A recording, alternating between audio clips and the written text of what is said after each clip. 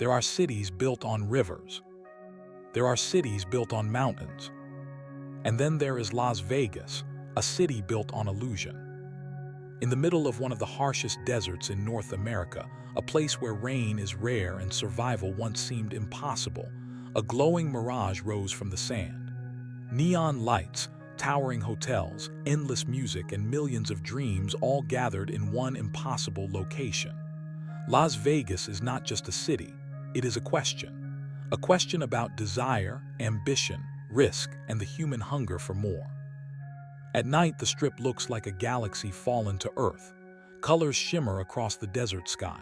Fountains dance. Skyscrapers shaped like pyramids, castles, and skylines glow brighter than the stars above them. It feels unreal because in many ways it is. But long before the casinos, before the slot machines, before the neon, Las Vegas was something very different. Thousands of years ago, this land was home to the southern Paiute people. They lived around natural springs that surfaced in the valley, rare, precious water sources in the desert. In fact, the name Las Vegas means the meadows in Spanish, referring to the green areas that once existed here because of those springs. In 1829, when traders and explorers passed through the valley, they were stunned to find water in the middle of such a brutal landscape. The place became a resting point along trade routes between California and the interior West. But no one imagined it would ever become one of the most famous cities on Earth. That changed in the early 1900s. When the railroad arrived, Las Vegas became a small desert town. Then came the Hoover Dam, one of the greatest engineering projects in American history. Thousands of workers flooded into the region, bringing money, energy, and desperation. To serve them, Las Vegas transformed into a place of entertainment, alcohol, and escape.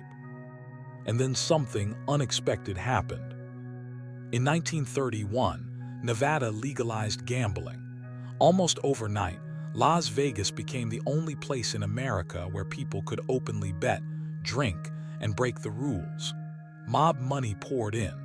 Visionary criminals and bold entrepreneurs built casinos where the desert once stood empty. The city exploded.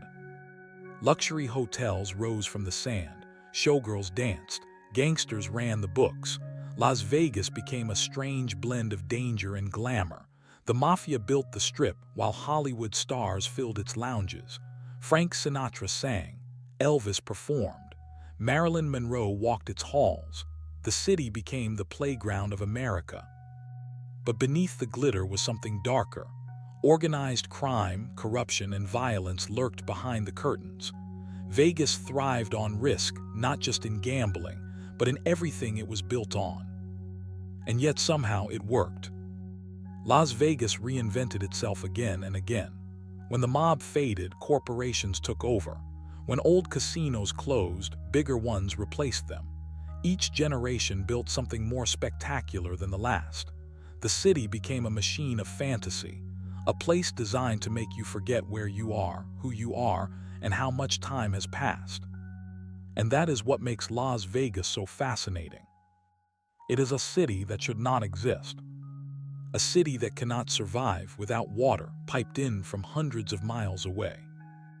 A city that thrives on human desire. As we go deeper into this story, we will discover how Las Vegas became not just the gambling capital of the world, but one of the most powerful symbols of modern America. A place where dreams are bought, lost, and reborn every single night. Las Vegas grew not like a normal city, but like a fever dream. Every decade, it found a new way to reinvent itself, each version brighter, louder, and more extravagant than the last. By the 1950s and 60s, the Strip had become the most electrifying stretch of road in America. Casino hotels were no longer just places to gamble, they were entire worlds. Inside, time disappeared. Artificial skis glowed above. Music never stopped. Drinks never ran dry. Every design choice was intentional, crafted to keep visitors playing just a little longer, hopping just a little harder. Psychologists and architects worked together to turn casinos into engines of anticipation. Vegas was not just entertainment, it was engineered emotion. At the same time, behind the scenes, the city was undergoing a quieter transformation. Organized crime slowly lost its grip as federal investigations, and changing economics pushed mob bosses aside. Corporate America moved in, buying casinos, building mega-resorts, and turning Las Vegas into a global business. What had once been a gangster playground became a billion-dollar tourism empire. But the desert never stopped reminding the city of its limits. Water was always the greatest challenge. Las Vegas depends almost entirely on the Colorado River, with Lake Mead serving as its primary reservoir. As the city grew and climate change tightened its grip on the Southwest, water levels began to drop. Scientists warned that without dramatic conservation, the region could face a crisis unlike anything in its history. In response, Las Vegas became one of the most water-efficient cities in the world. It recycled wastewater, banned decorative grass, and invested heavily in conservation technology. A city built on excess learned slowly how to survive on restraint. Meanwhile, Las Vegas continued to shape global culture. Boxing matches, world-class concerts, and international conventions filled the Strip. Millions of visitors arrived every year, chasing excitement, escape, or a chance at transformation. Some came for weddings, others for wild nights, some to forget, others to begin again. And then in 2008, the illusion cracked. The global financial crisis hit Las Vegas harder than almost any American city. Construction stopped. Hotels sat half-empty. Foreclosed homes dotted the suburbs. For the first time in decades, Vegas was forced to confront a terrifying question. What happens when people stop dreaming? But once again, Las Vegas did what it always does, it adapted. New industries emerged. Tech conferences, professional sports, and digital entertainment found a home in the desert.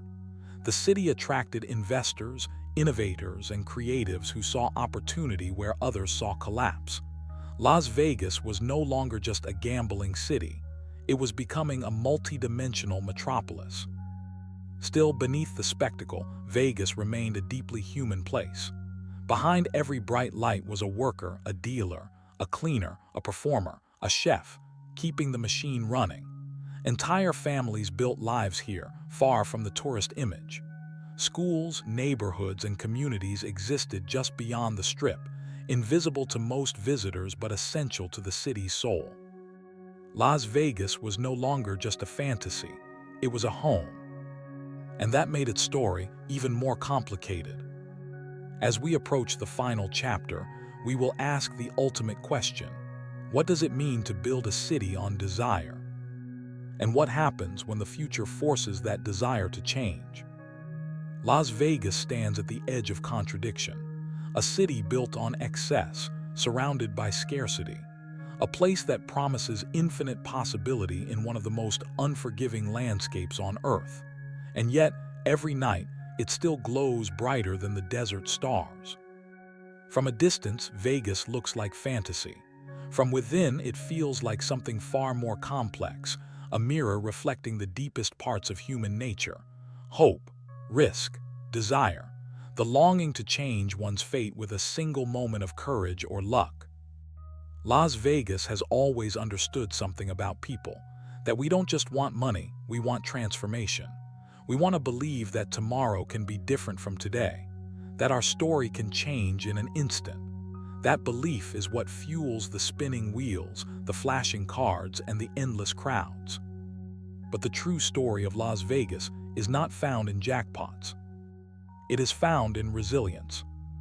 It is found in a city that rose from desert springs, survived mob rule, financial collapse, water shortages, and global uncertainty, and still continues to reinvent itself. Las Vegas did not survive because it was safe. It survived because it was bold. Today, Vegas faces a new future. Climate change threatens the Southwest's water supply. Technology is reshaping entertainment. The next generation demands sustainability and authenticity. And once again, the city is forced to ask who it will become. And if history is any guide, the answer is not fear. It is imagination. Las Vegas will build again, dream again, dazzle again, because this city is not about what is real, it is about what is possible. As we leave the Strip behind and step back into the quiet desert, one truth remains. Las Vegas is not a place you simply visit. It is a story you experience. If this journey through the city of neon and dreams inspired you, take a moment to support it. Like the video, share your thoughts in the comments, and subscribe for more cinematic journeys through the most fascinating places on Earth. Because some cities don't just exist. They dare.